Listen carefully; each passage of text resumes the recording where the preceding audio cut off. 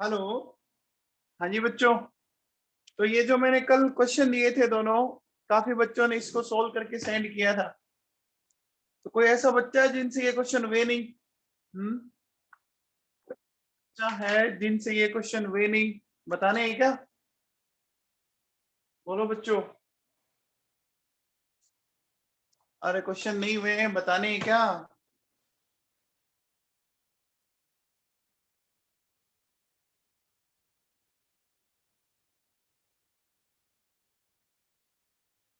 देखिए बच्चों, सुनिए क्या कहता है। जिनसे नहीं हुए वो वापस देख लीजिए बच्चों। ये कहता है volume of one drop of solution is 0.05 ml which contains 3 into 10 की power -6 mole of H plus ion. सबसे पहले आप लोगों को क्या करना पड़ेगा, इस क्वेश्चन को सोल्व करना है। कैसे करेंगे? देखो, concentration of H plus ion कैसे करेंगे? कॉन्सेंट्रेशन होता है मोल डिवाइड बाय वॉल्यूम, होता है बच्चों।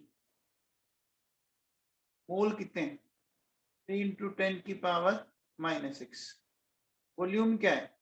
0.05। लीटर में लेना होता है, पता है क्या आप लोगों को? लीटर में लेना होता है। तो मैंने क्या कर दिया, डिवाइड बाय 1000।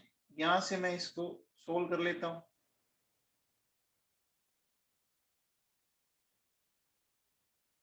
0.05, इसको सोल्व कर लीजिए बच्चों। ये आएगा 6 into 10 की पावर -2। ये कॉन्सेंट्रेशन आ गई। अब आप लोगों को एक फॉर्मूला बताया था बच्चों मैंने कल, x इक्वल्स टू के टी बताया था। फॉर्मूला पढ़ाया था x इक्वल्स टू के टी। अब x की वैल्यू क्या हो जानी चाहिए? a। ये कहता है ना, find out time required for complete disappearance. तो मतलब पूरा का पूरा डिसअपियर हो जाना चाहिए। तो x की वैल्यू a के इक्वल लिख दे। और a की आपने अभी वैल्यू निकाली है कितनी? 6 into 10 की पावर -2। ध्यान रखना, ये x है, ये a है, ये सारी कॉन्सेंट्रेशन है। जो अपन ये फॉर्मूले में ले रहे हैं ना, ये सारे टर्म्स कॉन्सेंट्रेशन के होते हैं, ठीक है ना। और k की वैल्यू आपको गिवन है, देखो कितना, 10 की पावर 7। और ये t, यहां से बच्चों बताओ t की वैल्यू क्या आ जाएगी? 6 into 10 की पावर -9 आ गई। आगे कि नहीं आ गई? ठीक है ना।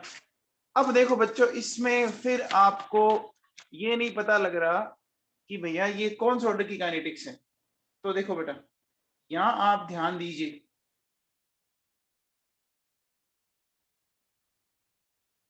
यहां ध्यान दीजिए आप।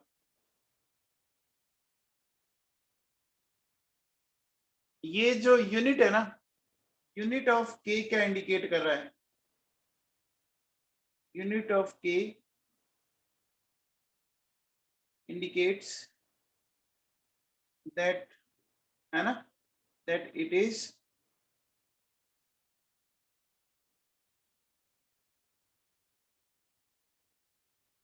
Is zero order kinetics.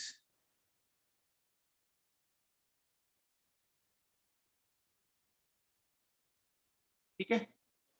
अब देखो बच्चों, नेक्स्ट आपको क्या कह रहा है, ये देखिए बच्चों। कहता है 3.4 gram ammonia were heated in 100 ml vessel in presence of molybdenum. Rate constant for dissociation reaction of ammonia is 10 की power -2 m second inverse. Again देखो बच्चों, इसकी यूनिटी हमें इंडिकेट कर रही है ना, के की यूनिटी हमें इंडिकेट कर रही है ना, ये जीरो ऑर्डर रिएक्शन है। बोलो बच्चों, के की यूनिटी हमें इंडिकेट कर रही है ना, ये जीरो ऑर्डर रिएक्शन है। सबसे पहले देखो बच्चों, हमारे पास 3.4 ग्राम अमोनिया है, ठीक है ना। हमारे पास 3.4 ग्राम अमोनिया है। तो बच्चों बताओ,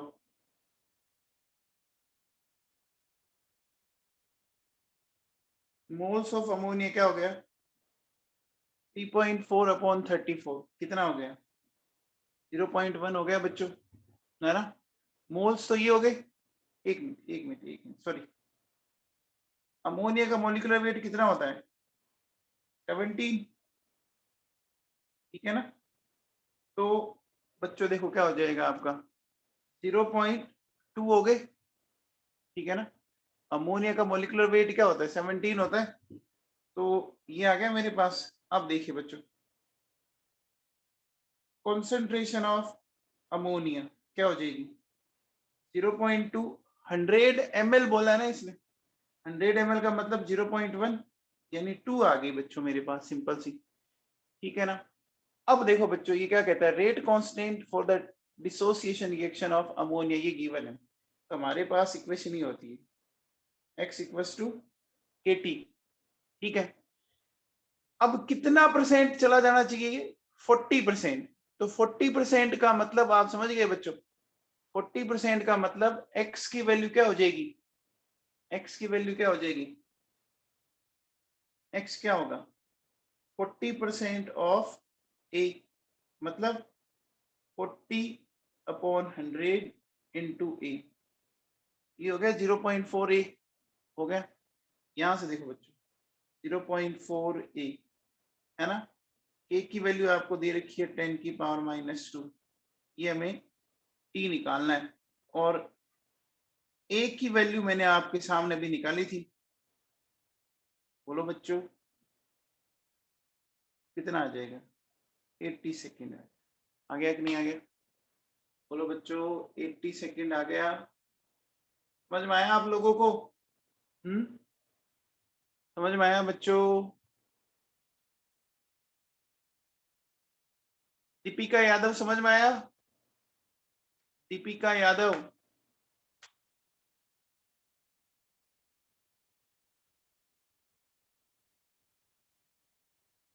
दीपिका यादव समझ में आया बेटा ये ध्यान रखना फॉर्मूले में जो भी ये a है x है ये सारे के सारे क्या टर्म्स है टर्म्स है ये सारे के सारे कॉन्सेंट्रेशन टर्म्स है। अब देखो बच्चों सुनो अब अपन लेते हैं बच्चों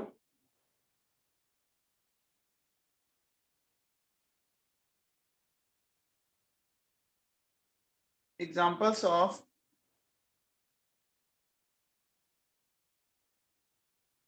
जीरो ऑर्डर काइनेटिक्स है ना examples of zero order kinetics इसके एग्जांपल्स क्या है वो मैं आपको बताता हूँ देखो बच्चों सबसे पहले हमारे पास ये एक रिएक्शन है देखो बच्चों H2 + Cl2 ठीक है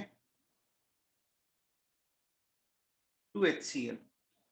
अब देखिए बच्चों ये रिएक्शन तभी होगी जब आपकी सनलाइट हो है ना बिना सनलाइट की रिएक्शन हो ही नहीं सकती इसका मतलब ये जो यहाँ जो रेट ऑफ रिएक्शन है वो हाइड्रोजन क्लोरीन की कंसंट्रेशन पे डिपेंड नहीं कर रही वो किस पे डिपेंड कर रही है वो आपकी सनलाइट पे डिपेंड कर रही है क्या कह रहे हैं अपन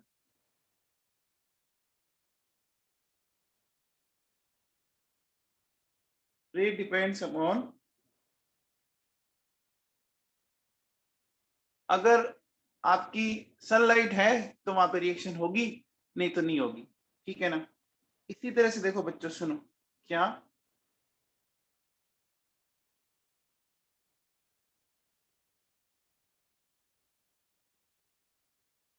thermal decomposition of A compound on A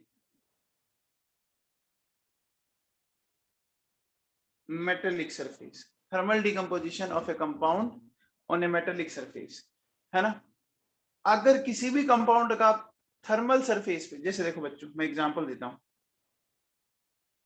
2HI ठीक है ना वो इस तरह से जाए H2 + I2 ठीक है गोल्ड की सरफेस पर ये डिकम्पोज हो जाए तो ऐसी कंडीशन में बच्चों क्या होगा ये जीरो ऑर्डर की काइनेटिक्स होती है यानी गोल्ड की सरफेस होगी या कोई मेटल सरफेस होगी तभी ये डिकम्पोज होगा नहीं तो नहीं होगा ठीक है ना। लाइकवाइज देखो जैसे मैं ये बोलूं ये अमोनिया मेरे पास ठीक है प्लेटिनम है टंगस्टन है मोलिब्डेनम है गोल्ड है ठीक है ये इस तरह से ठीक है ना बच्चों। अब देखो बेटा एक बात आप दिमाग में फिट कर लेना जब भी क्या हो किसी भी गैस का हाई प्रेशर हो या हाई कॉन्सेंट्रेशन हो वो हमेशा जीरो ऑर्डर की होती है ये ध्यान ठीक है ना। मैंने क्या बोला हाई प्रेशर हो या हाई कॉन्सेंट्रेशन मैंने आपको कल एक एग्जांपल दिया था ना अगर किसी महासागर में से किसी ग्रेट ओशन में से अगर एक गिलास पानी निकाल ले तो उसकी कॉन्सेंट्रेशन में कोई चेंज नहीं होगा ना तो जीरो ऑर्डर ही होगा ना, बोलो बच्चों, अरे जीरो ऑर्डर ही होगा ना, कोई फर्क ही नहीं पड़ा ना, समझ में आ गया। या ऐसे समझो, मुकेश अंबानी के अगर 1 लाख रुपए गिर गए तो कोई फर्क पड़ेगा? मुकेश अंबानी के अगर 1 लाख रुपए अगर कहीं गिर गए तो कोई उस पर फर्क पड़ेगा? नहीं पड़ेगा। लेकिन अपन जो मिडिल क्लास फैमिली है, अगर अपने 1 लाख रुपए पड़ जाए तो बहुत बड़ा फर्क पड़ेगा ना। समझ में आ गया? ठीक है ना। तो हाई कॉन्सेंट्रेशन पे बहुत ज्यादा अमाउंट है तब वो जीरो ऑर्डर ही होगी। ठीक है ना। तो अब देखो बेटा, अगर मैं यहां बोलूं क्या,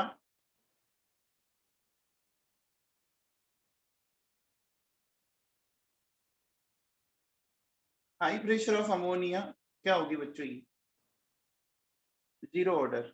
ठीक है। और लो प्रेशर ऑफ अमोनिया उस कंडीशन में होगी फर्स्ट ऑर्डर। बच्चों ये एनसीईआरटी के एग्जाम्पल है, ये जो मैंने लिखा है ना, ये एनसीईआरटी के एग्जाम्पल है। मैं आपको दिखाऊं एनसीईआरटी में, देखो दिखाता हूं मैं आप लोगों को।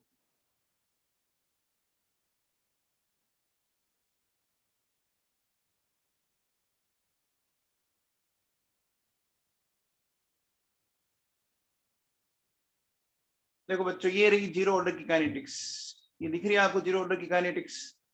ठीक है। जीरो ऑर्डर की काइनेटिक्स का ये ग्राफ दिख रहा है बच्चों। अब देखिए बच्चों, जीरो ऑर्डर की काइनेटिक्स में यहाँ देखो बच्चों, देखो क्या लिख रहा है, ये कह रहा है कि जीरो ऑर्डर की जो रिएक्शन है रिलेटिवली अनकॉमन होती है, but they occur under special conditions, some enzyme catalysed reaction and reactions which occur on metal surface. दिख रही है, यहाँ पे दिख रही है बच्चों, zero order reactions are relatively uncommon, but they occur under special conditions. Some enzyme catalyzed reactions and reactions which occur on metal surface are a few examples of zero order.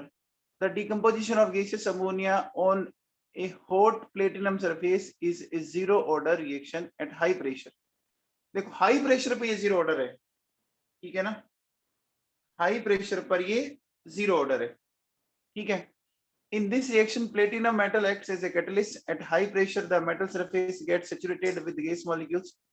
So a further change in reaction condition is unable to alter the amount of ammonia on the surface of the catalyst, making rate of reaction independent of its concentration.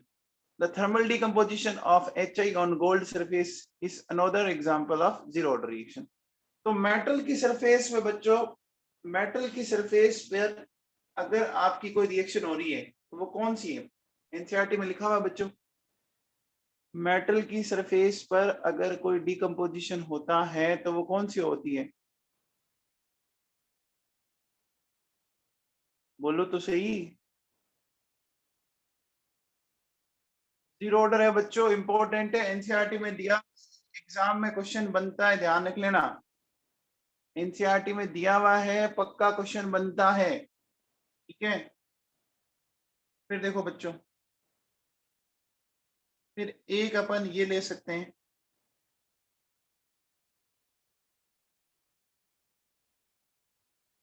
Some enzymatic reactions. ठीक है ना, सम enzymatic reactions. हो गया बच्चों। तो बेटा ये zero order की मैंने आपसे डिस्कस कर ली बच्चों। ठीक है ना। अब जीरो ऑर्डर के बाद अब अपन आते हैं बच्चों first order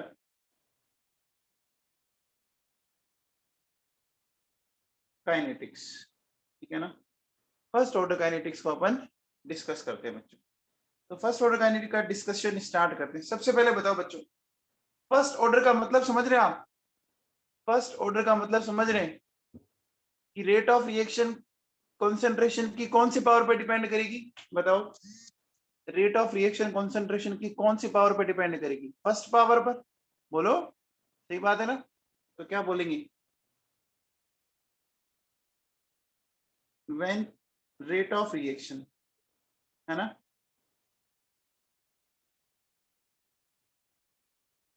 depends upon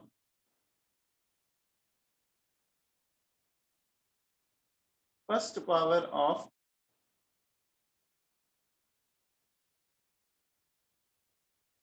reactant concentration at a time t, ठीक है ना, when rate of reaction depends upon first power of reactant concentration, ठीक है। चलो इतना ही लिख देते हैं। अब देखो बेटा सुनो, मान लो मेरे पास ये कोई रिएक्शन है, ए से क्या बन रहा है, प्रोडक्ट बन रहा है, ठीक है। t इक्वल्स टू 0 पे मान लो ये a है, ये 0 है, टाइम t पर a माइनस एक्स और ये x ले लिया मान लीजिए। मैंने a को क्या बताया था बच्चों, a नॉट, इसको मैंने बताया था 80। ये जो भी मैं लिख रहा हूं ना, a x 80, ये सारे कौन से टर्म्स है बच्चों बताओ, ये सारे कौन से टर्म्स है, मोल है, कॉन्सेंट्रेशन है, क्या है, ये कॉन्सेंट्रेशन है बच्चों, ध्यान रखना, ठीक है ना।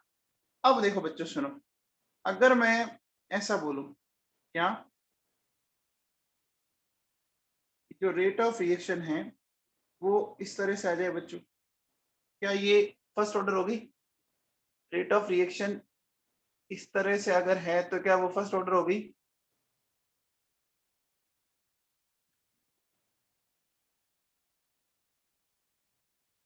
यहां से देखो बच्चों, साइन अगर मैं हटाऊं, प्रोपोर्शनलिटी का साइन अगर मैं हटाऊं तो क्या ये आ जाएगा, तो बोल सकते हैं अपन, बोलो। अच्छा एक बात बताओ बच्चों,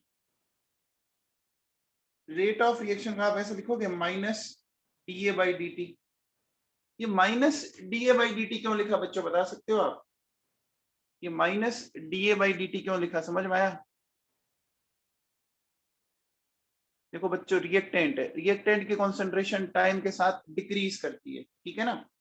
तो अब देखो बच्चों, अगर मैं ऐसा बोलूं, फ्रॉम इक्वेशन 1 एंड इक्वेशन 2, ठीक है ना, फ्रॉम इक्वेशन 1 एंड इक्वेशन 2, ठीक है ना। तो इक्वेशन 1 और इक्वेशन 2 से अगर मैं कंपेयर करूं तो क्या मेरे पास ये वाली चीज आ जाएगी क्या बच्चों बताओ, कि minus D A by D T के ए, ये आ गया, बोलो बच्चों। यहां से मैं इसको ऐसा कर सकता हूं बच्चों, देखो क्या, कि माइनस ये इस टर्म को मैं इधर ले आया और ये कर दिया मैंने के डी टी, ठीक है। अब देखो बच्चों मैं इसका इंटीग्रेशन कर देता हूं, ठीक है।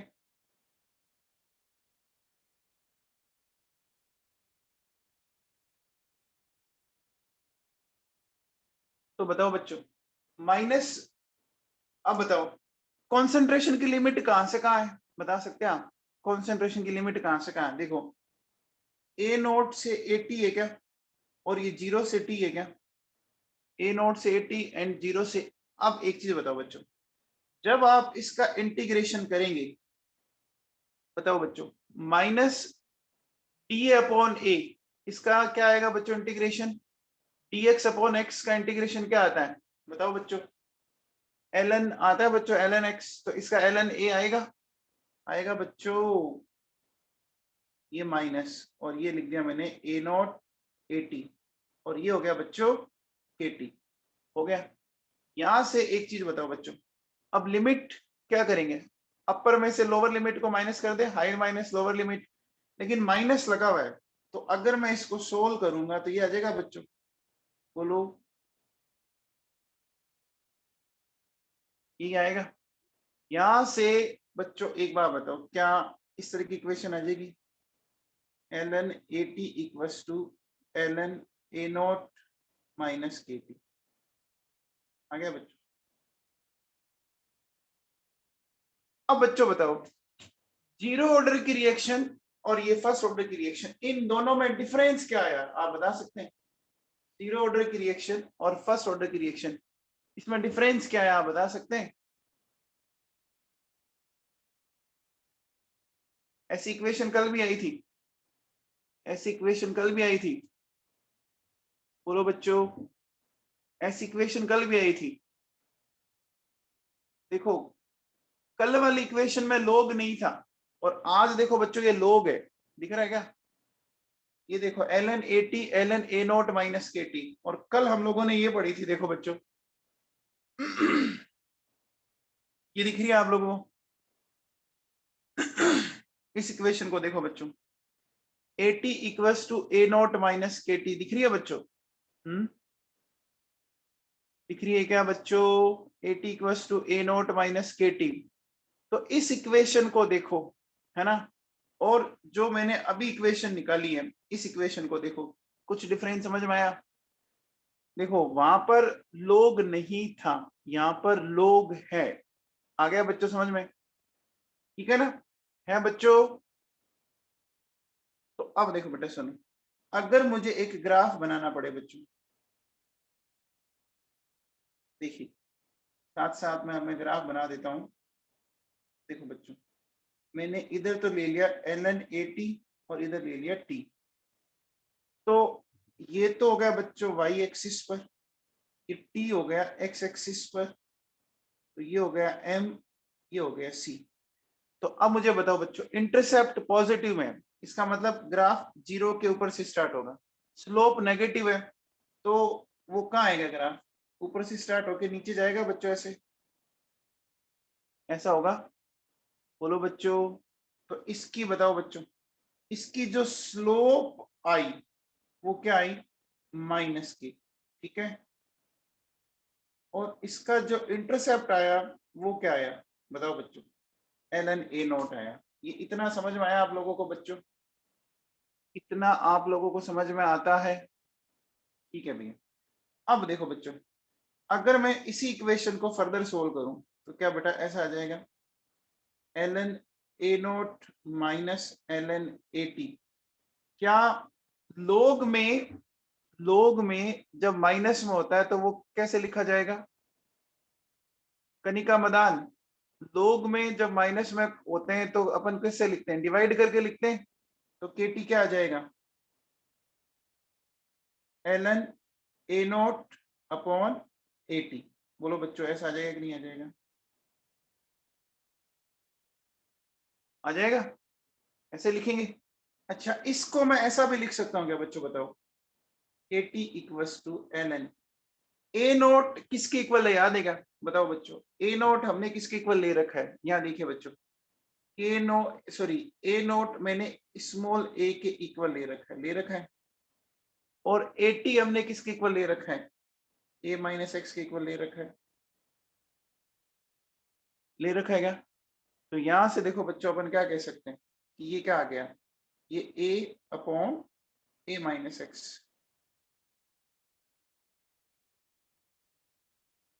आ गया क्या बच्चों? तो अब देखो बच्चों, एक ग्राफ अगर मैं आपसे पूछूं, ये ग्राफ बताओ बच्चों, कि अगर आपसे कोई पूछे ln A0 अपॉन AT और T के बीच में ग्राफ बनाना है, बताओ ln A0 अपॉन AT, तो बोलो बच्चों सीधा सीधा स्ट्रेट लाइन का ग्राफ आ जाएगा कैसा? सीधा सीधा स्ट्रेट लाइन का ग्राफ आ जाएगा क्या? बोलो बच्चों, आ जाएगा? ठीक है। अब बताओ बच्चों, अगर मैं आपसे ये पूछूं,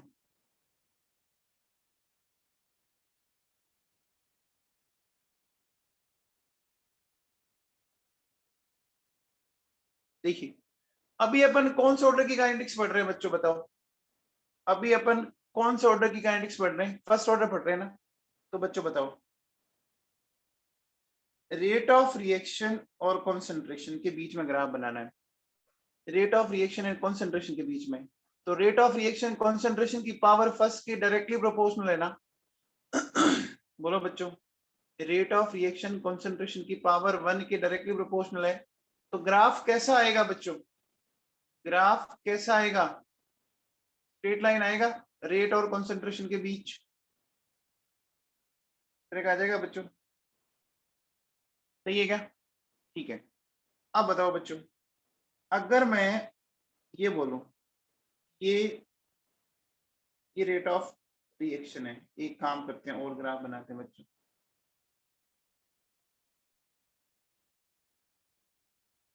रेट ऑफ रिएक्शन और टाइम के बीच में ग्राफ बनाना है बच्चों, बताओ। रेट ऑफ रिएक्शन और टाइम के बीच में ग्राफ बनाना है। अब क्या आएगा बताओ? रेट ऑफ रिएक्शन और टाइम के बीच में ग्राफ बनाना है, कैसा ग्राफ आएगा बोलो?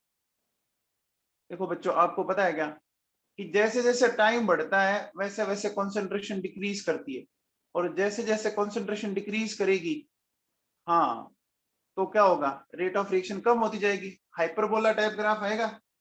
बोलो बच्चों, ऐसा ग्राफ आएगा क्या?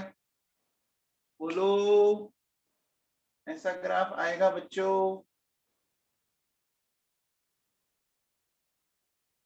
अब देखो बेटा, सुनो, ये बताओ, ये ग्राफ बताओ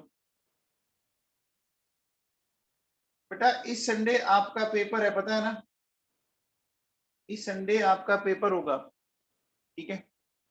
हाँ जी भैया। अब देखो, अगर मैं टाइम टी और टाइम टी के साथ कंसंट्रेशन लेता हूं 80 और टी के बीच में, ये ग्राफ बनाना है, तो मुझे एक बात बताओ बच्चों कि जब टाइम टी इक्वल्स टू 0 है तो कंसंट्रेशन मैक्सिमम है, ए नोट है बच्चों। अब धीरे धीरे ये कंसंट्रेशन क्या हो रही है? डिक्रीज हो रही है, इंक्रीज हो रही है। टाइम टी इक्वल्स टू 0 पर ये मैक्सिमम है, धीरे धीरे ये कंसंट्रेशन डिक्रीज हो रही है, और ये बच्चों, तो ये ग्राफ ऐसा कुछ आएगा क्या? बोलो बेटा, ये ग्राफ ऐसा कुछ आएगा क्या? आएगा बच्चों? ये बात समझ में आ गया? ये बात समझ में आ गई बच्चों? अरे बेटा, यहां तक कोई डाउट है क्या?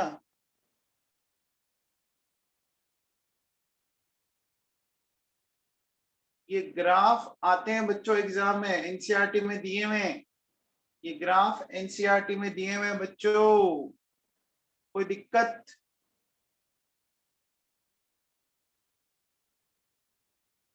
कोई दिक्कत बच्चों? अब एक बात हो बच्चों, हमारे पास अभी थोड़ी देर पहले ये इक्वेशन आई थी, देखिए क्या, K T equals to L N A naught upon A T, ये आई थी बच्चों,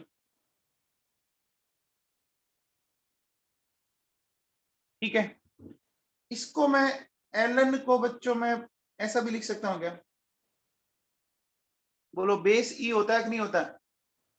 बेस ई होता है कि नहीं होता बच्चों, बताओ? अच्छा, बेस ई को बेस 10 में चेंज करना है, बेस ई को बेस 10 में चेंज करना है, क्या करना पड़ेगा? हमें मल्टीप्लाई करना पड़ता है ना बच्चों, किससे? 2.303 से। तो 2.303 लोग ए नॉट अपॉन 80। अच्छा बच्चों, मैं इसको ऐसा भी लिख सकता हूं क्या?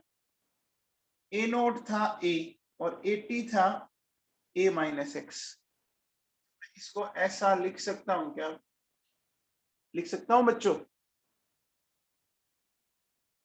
हम्म, लिख सकता हूं, ठीक है। अब देखो बेटा, अब ये फॉर्मूला एक ही है बच्चों, कोई अलग तो है नहीं, ठीक है ना? फॉर्मूला एक ही है, बस उसके अलग अलग फॉर्म लिख दिया मैंने। अब आओ बच्चों, सबसे पहले डिस्कस करना चाहेंगे अपन का, अपना जो डिस्कशन का पहला पॉइंट है वो अपन लेते हैं बच्चों, टी हाफ या टी 50%। ये टी हाफ या टी 50% जानते हैं क्या? ये टी हाफ या टी 50% जानते हो क्या बच्चों, बताओ क्या होता है? टी हाफ का मतलब हाफ लाइफ, आपकी half amount of reactant product में कन्वर्ट हो जाएगी। हाँ, वेरी गुड। एक्स की वैल्यू क्या हो जाए? ए बाई टू हो जाए ना, एक्स की वैल्यू ए बाई टू हो जाए बच्चों, यही होता है क्या? तो देखो बेटा, इसका मतलब क्या होगा? एक्स हो गया ए बाई टू। तो बेटा सुनो, वेरी गुड माधुरी कोठारी। कोठारी जी, आप तो नहीं थे ना? कोठारी जी, आपके घर में तो मेरी है ना,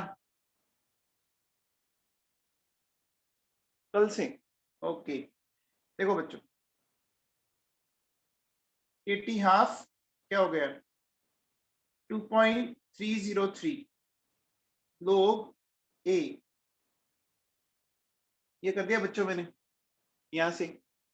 तो x की जगह मैंने a/2 लिख दिया। अब देखो बच्चों क्या हो जाएगा 2.303 log a, ये बच गया a/2। ये फाइनली क्या आया बच्चों बताओ 2.303 log 2, ये आया मेरे पास। इसको क्या लिख सकता हूं बच्चों बताओ 2.303 log 2 की वैल्यू क्या होती है 0.30 होती है बच्चों, 0.30 होती है। तो बताओ बच्चों ये टी हाफ क्या आ जाएगा, टी हाफ आ गया 0.693 डिवाइडेड बाई के, क्या आ गया बच्चों, आ गया। यहां से एक चीज आप देखिए बच्चों, क्या चीज दिख रही है। अच्छा सबसे पहले एक काम और कर लेते हैं बेटा कि मुझे एक चीज बताओ कि क्या जो टी हाफ है, टी हाफ है, क्या वो कॉन्सेंट्रेशन पर डिपेंड कर रहा है क्या, क्या टी हाफ कॉन्सेंट्रेशन पर डिपेंड कर रहा है क्या, नहीं कर रहा। अच्छा जीरो ऑर्डर का डिपेंड कर रहा था क्या, जीरो ऑर्डर का डिपेंड कर रहा था क्या, जीरो ऑर्डर का कल क्या आया था याद है क्या, जीरो ऑर्डर का कल क्या आया था बच्चों बताओ, फॉर्मूला बताओ क्या आया था a/2k, a/2k, ए पे डिपेंड कर रहा था, ये डिपेंड नहीं कर रहा, नहीं कर रहा ना। कोई भी टाइम आ जाए देखो जीरो ऑर्डर में कोई टाइम हो, चाहे टी हाफ हो चाहे टी 1/4 हो, कोई भी टाइम एक्स वाई जेड, वो हमेशा किस पर डिपेंड करेगा इनिशियल कॉन्सेंट्रेशन पे, फर्स्ट ऑर्डर पे डिपेंड नहीं करेगा। ये बड़ा इंपॉर्टेंट है। क्या बोलेंगे अपन कि भैया अपन इसको ऐसा बोलेंगे, तो अपन ऐसा बोल सकते हैं कि टी हाफ इनिशियल कॉन्सेंट्रेशन पर डिपेंड नहीं कर रहा, नहीं कर रहा ना। तो अपन क्या बोलेंगे कि in first order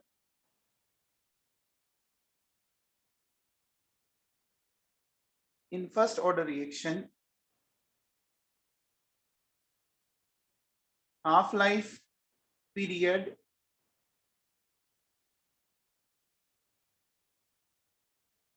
does not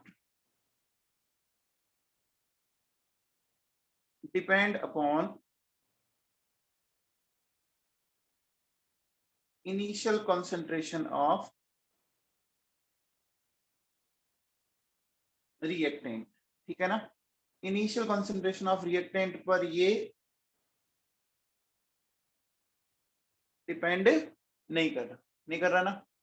बच्चों ये समझ में आया, बच्चों ये समझ में आया। देखिए इसका मतलब अगर मैं ये ग्राफ बनाऊं, ध्यान दीजिएगा,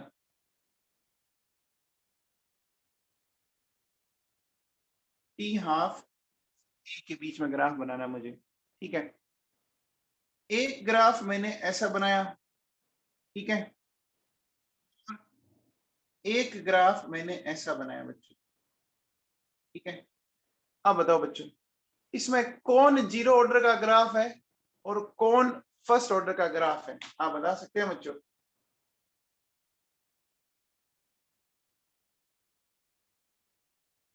बोलो बेटा, रेड वाला जीरो है ना, हाँ वेरी गुड, ये जीरो ऑर्डर है बच्चों, ठीक है। और ये क्या है बच्चों, ये फर्स्ट ऑर्डर है। क्लियर हुआ बच्चों, बेटा समझ में आया,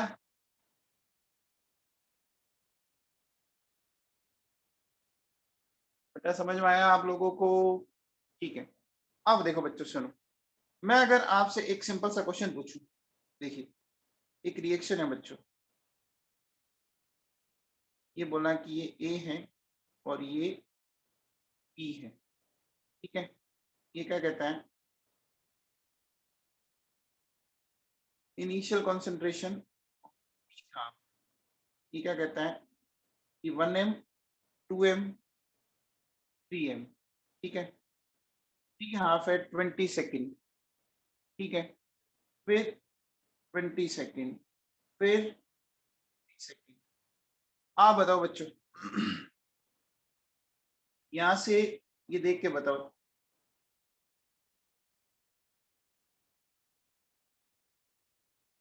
ऑर्डर ऑफ काइनेटिक्स क्या होगी? 1m है तो भी 20, 2m है तो भी 20, 3m है तो भी 20। क्या ऐसा आप लोगों को क्या ऐसा आप लोगों को जीरो ऑर्डर में ऑब्जर्व होता? क्या ऐसा आप लोगों को जीरो ऑर्डर में ऑब्जर्व हो सकता था? नहीं हो सकता था ना। जीरो ऑर्डर में तो डायरेक्टली प्रोपोर्शनल है, जीरो ऑर्डर में तो डायरेक्टली प्रोपोर्शनल है। तो आंसर क्या जाएगा बच्चों? आंसर जाएगा फर्स्ट ऑर्डर जाएगा बच्चों। बोलो, ये बात आप लोगों को समझ में आ गई? ये आप लोगों को बात समझ में आ गई?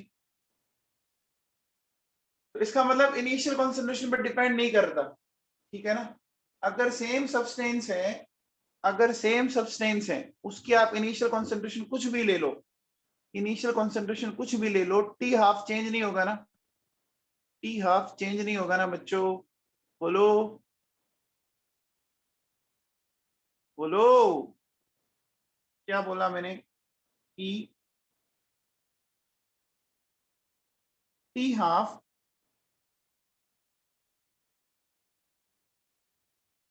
of first order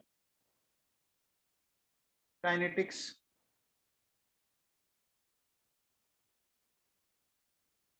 does not depend upon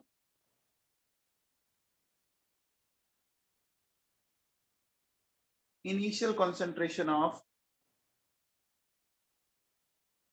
reactant. It means it always remains constant if we take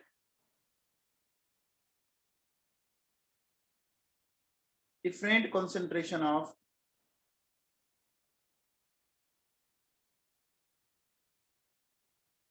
similar substance, है ना बच्चों? ये बात आप लोगों को समझ में आ गई? ये बात आप लोगों को समझ में आ गई बच्चों? बोलो।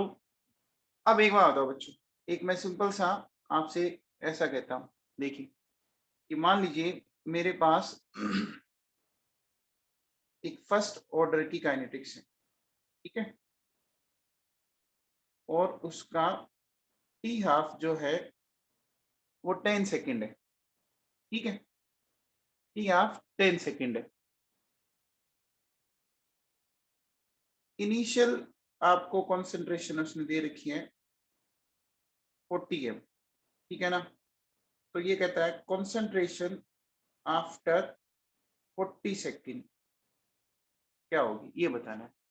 अब देखो बच्चों, बहुत ही सिंपल सा कंसेप्ट है, कैसे सीखेंगे अपन, ध्यान दीजिएगा। क्या करना है, देखो बच्चों, ये 40 m है ना, बताओ 10 सेकंड बाद कितना रह जाएगा? 40 m है, ये 10 सेकंड बाद कितना रह जाएगा?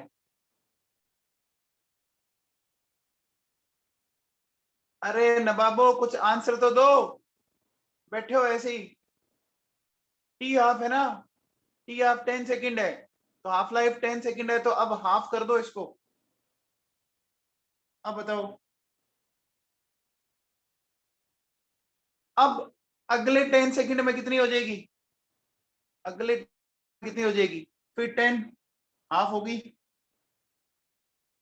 अरे ये मैं अब समझाना चाह रहा हूं कि फर्स्ट ऑर्डर की काइनेटिक्स इनिशियल कॉन्सेंट्रेशन में डिपेंड नहीं करेगी, हर इंटरवल की हाफ लाइफ वही रहेगी, लेकिन ऐसा जीरो ऑर्डर में नहीं होता ना। अब बताओ, अगले 10 सेकंड बाद ये कितनी होगी? अगले 10 सेकंड बाद कितनी होगी? 5। अब बताओ, अगले 10 सेकंड बाद कितनी होगी? 2.5।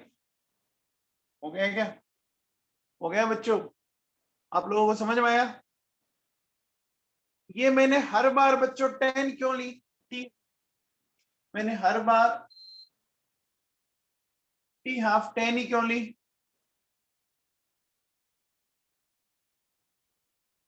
बताओ।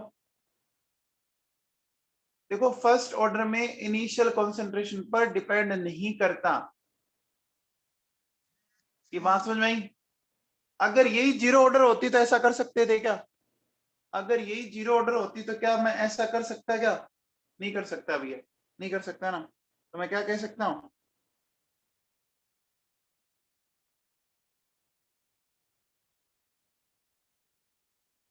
इन फर्स्ट ऑर्डर रिएक्शन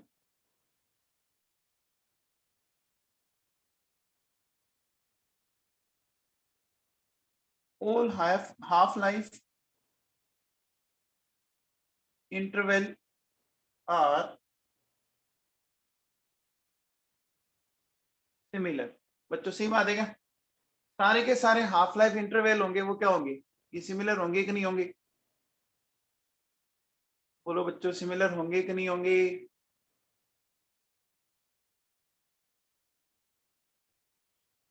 ठीक है। अब एक चीज बताओ बच्चों, सपोज जैसे मैं अगर ऐसा बोलूं, मान लो इनिशियल कॉन्सेंट्रेशन ए नोट है, ठीक है, टाइम टी हाफ है, बताओ। तो अगर ए नोट है तो अब एक टी हाफ के बाद कितनी होगी? ये होगी क्या बच्चों? ए नोट बाई 2। अब देखिए, अगर मैं आगे चलूं, टाइम हो जाए 2t हाफ, तो अब कितनी हो जाएगी बच्चों? इसकी फिर आधी, ए नोट बाई 2 की फिर हाफ हो जाएगी। फिर अगर मैं चलूं टाइम 3t हाफ, तो बोलो बच्चों क्या हो जाएगी? ए नोट, ये क्या हो जाएगी बच्चों? 2 की पावर 3। बच्चों समझ में आ रहा है? अगर मैं ऐसा बोलूं कि बताओ टाइम हो जाए n t हाफ, तो अब बताओ कंसंट्रेशन क्या हो जाएगी? बोलो बच्चों, टाइम अगर n t हाफ हो जाए तो कंसंट्रेशन क्या हो जाएगी? ए नोट डिवाइडेड बाई 2 की पावर क्या आएगी? 2 की पावर n आएगी क्या? देखो बच्चों, 1t हाफ था, 2t हाफ है, 3t हाफ है, ये आ गया बच्चों। तो मैं ऐसा कह सकता हूं कि टाइम n t हाफ, है ना, के बाद क्या कह सकता हूं? A T equals to A naught. ये आ जाएगा कि नहीं आ जाएगा बच्चों, बताओ।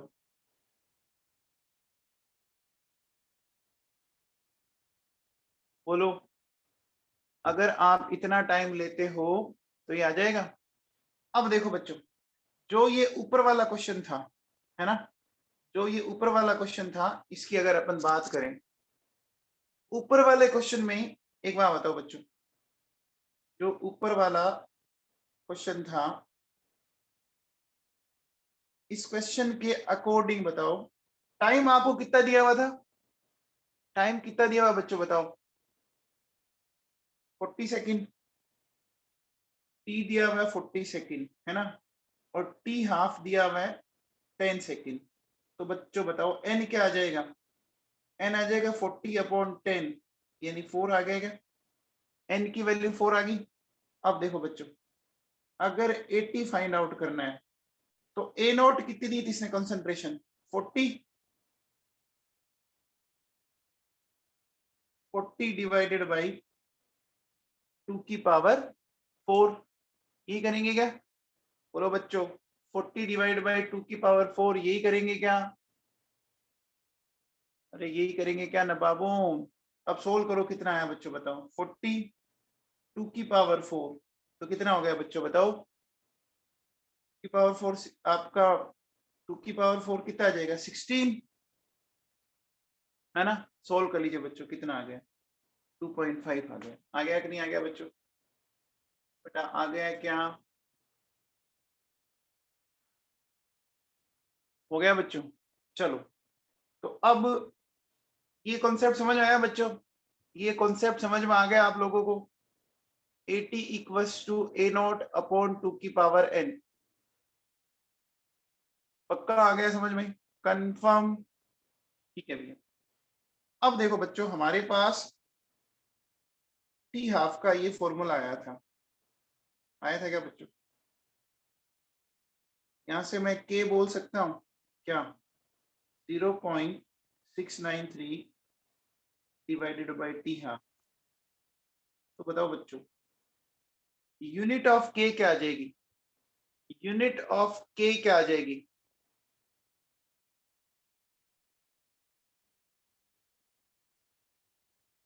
यूनिट ऑफ k क्या आ जाएगी बच्चों, बताओ। देखो बेटा, 0.693 की तो कोई यूनिट होगी नहीं, तो टी हाफ की यूनिट है ना, हमें k की यूनिट निकालनी है, वो 1/2 हो जाएगी। तो ये आ जाएगी बच्चों 1/2, या मैं क्या बोल सकता हूँ, सेकंड इनवर्स। आ गया। अब देखो बच्चों, जीरो ऑर्डर में k की यूनिट अलग आई थी ना, जीरो ऑर्डर में k की यूनिट अलग आई थी ना, एंड फर्स्ट ऑर्डर में देखो अलग आ रही है। जीरो ऑर्डर में अलग आई थी, फर्स्ट अलग आ रही है कि नहीं आ रही है बच्चों, बोलो। आ रही है ना। अच्छा, अब एक चीज बताओ, आप लोगों ने अभी थोड़ी देर पहले ये फॉर्मूला पढ़ा था, देखो बेटा, 2.303 डिवाइडेड बाई के log a upon a minus x. ये फॉर्मूला पढ़ा था, ये फॉर्मूला पढ़ा था बच्चों। यहां से देखो बेटा क्या हो जाएगा, यहां से अगर मैं ऐसा करूं,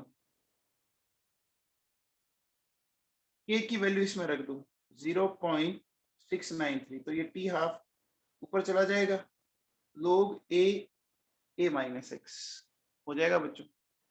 अब एक बात बताओ, इसको सोल्व करो बच्चों, सोल्व करने पर ये वैल्यू आ जाएगी 3.33 T half log a minus x. ये आ गया बच्चों,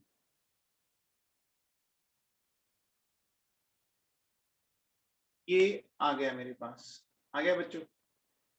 अब एक चीज बताओ बच्चों, अगर मैं आपसे ये पूछूं, बताओ, आप बताइए बच्चों, relation between T75% and T50%, बताओ बच्चों क्या होगा?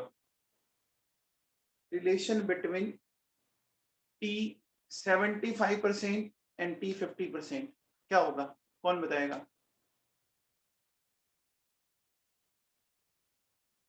या इसको आप ये भी बोल सकते हो, है ना, क्या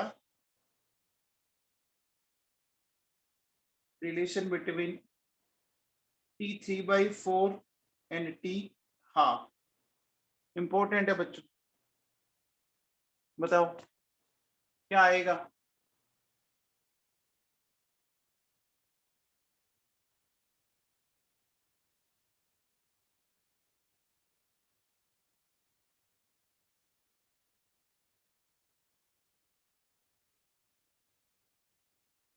बोलो बच्चों।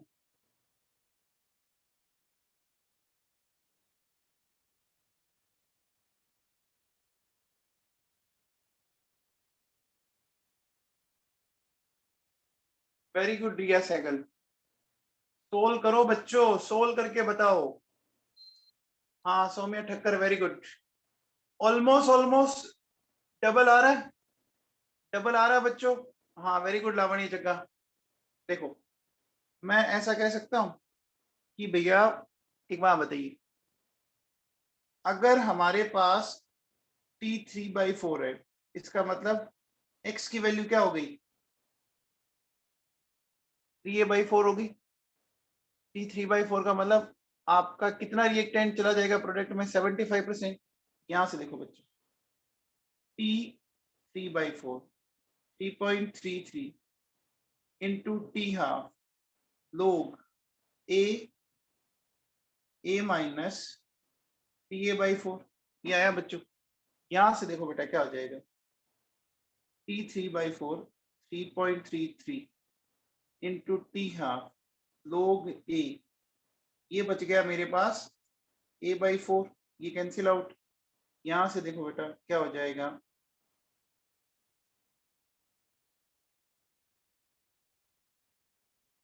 देखो 3.33 टी हाफ, इसको मैं ऐसा लिख सकता हूं, और ऊपर आ जाएगा इसको मैंने ऐसे लिखा, यहां से देखो बेटा क्या आ जाएगा 3.33, ये 2 आगे आ गया, टी हाफ log 2, है ना।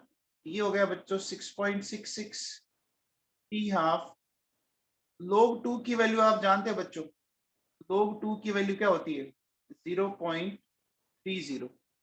इसको आप सोल्व कर लीजिए, सोल्व करेंगे बच्चों, ये आएगा twice of T half.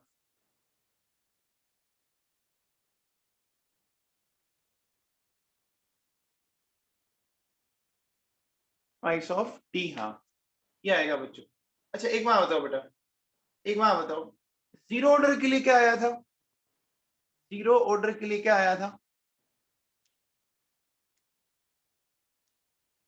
1.5 time, है ना। जीरो ऑर्डर के लिए क्या आया था, ये रिलेशन 1.5 टाइम आया था बच्चों, आया था कि नहीं आया था, अरे आया था क्या नवाबों।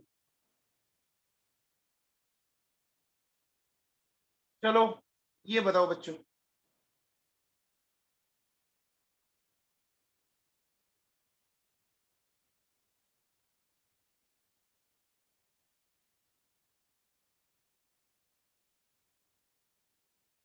ये बताओ बच्चों,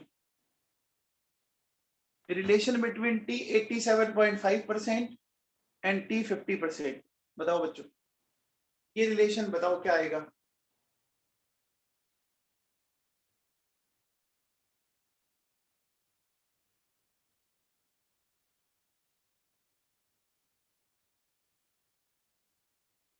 बताओ बच्चों,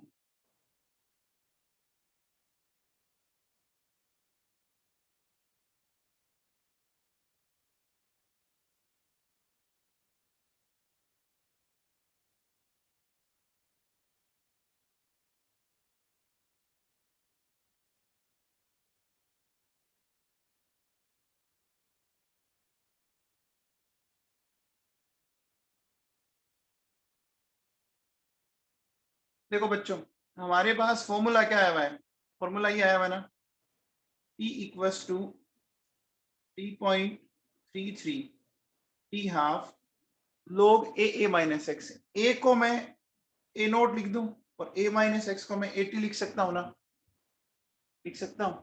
अरुणा से ही करो बेटा, अरुणा से ही करूं, क्या मैं इसको ऐसा लिख सकता हूं क्या, अरे ऐसा लिख सकता हूं क्या, ए को मैंने लिख दिया ए नोट और ए माइनस एक्स को मैंने लिख दिया ए टी। हाँ रिया साइकिल गुड। यहां से देखो बच्चों, ये 87.5% करना है, तो 3.33 इंटू टी हाफ लोग, मान लो मैं ए नोट 100 लेता हूं बच्चों, तो ए नोट अगर मैं 100 लेता हूं तो 80 कितना बचेगा आप बताओ, वेरी गुड प्रज्ञा, 80 कितना बचेगा बच्चों बताओ, अगर ए नोट 100 लो 87.5% रिएक्शन होगी तो बचा कितना 12.5 ही बचा ना, ये बचा। इसको आप सोल्व कीजिए बच्चों, 3.33 हाफ लोग 8 आ गया बच्चों, आ गया बेटा। यहां से देखो बेटा सुनो, क्या लिखोगे 87.5% 3.33 टी हाफ लोग 2 की पावर 3।